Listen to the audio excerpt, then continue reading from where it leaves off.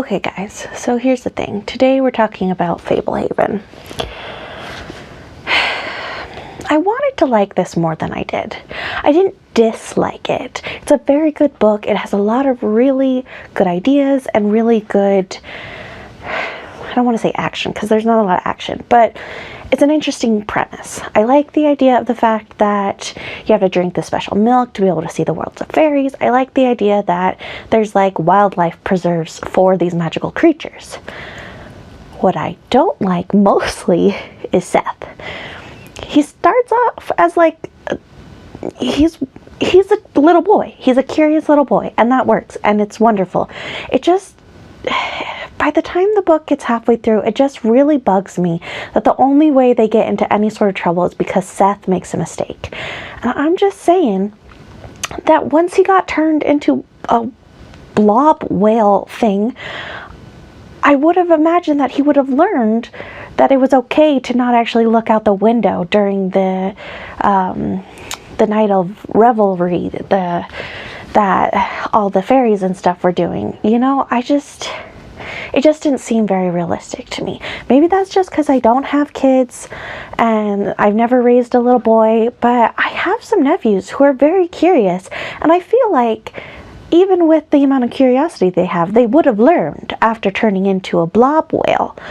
But he didn't. And I just feel like the author set up for there to be another reason that the grandpa got kidnapped. There's a whole letter that's about the fact that there might be a traitor at the preserve. And I guess maybe that's setting up something for the next book, which I'm not finished reading yet.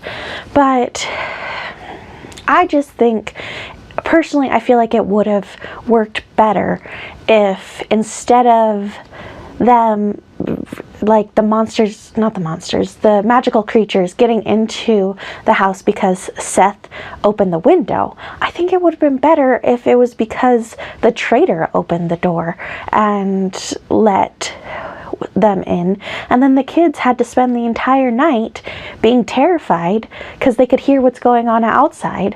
And so in the next morning when they go in, it's that much more emotional, that much more impactful, because I don't know, they did what they were supposed to, and yet still their family was hurt.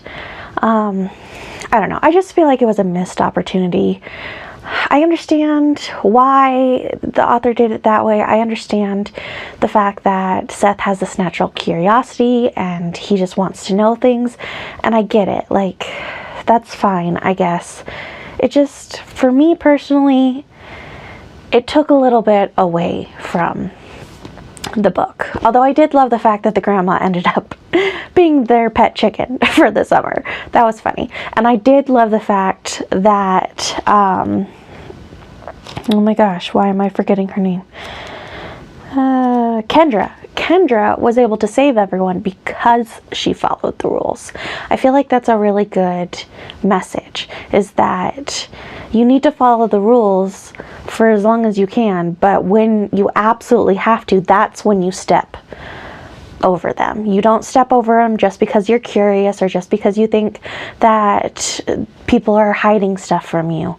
You take those actions that would be considered against the rules when the people you love are in danger or when it's absolutely necessary. But other than that, it's better to stay within the safety if you can. And maybe some people will say, oh, that's so unadventurous, but she still had plenty of adventure. She got to see fairies and she got to be part of it, and her grandfather was going to include them in things because she was curious enough to figure out the puzzle.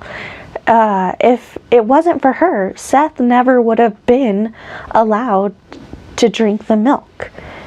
They never would have figured it out. She figured it out. It was her curiosity that she found out within the boundaries that were set for her, that kept her safe, that made it so that she was able to thrive.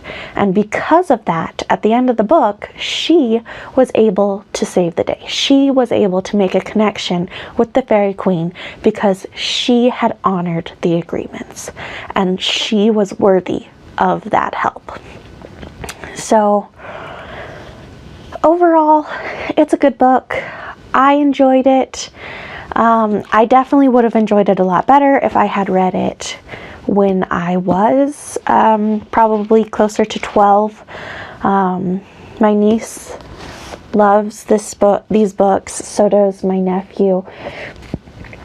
I'm hoping that they progress. I'm going to read the whole series. This first book, like I said, was good.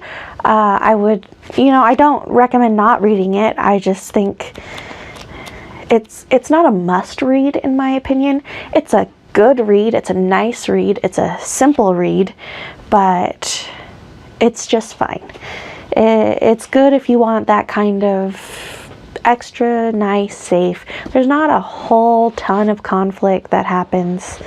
Yeah, it's just it's very much a starting book. You can very much tell that it's the beginning of a series, which can be great. I just prefer if the beginning of my series are also exciting. There were exciting moments, but not a ton. So I would suggest, if you like the idea of magical creature preserve, go ahead and check it out. If you're not super into that idea, it's fine to skip it.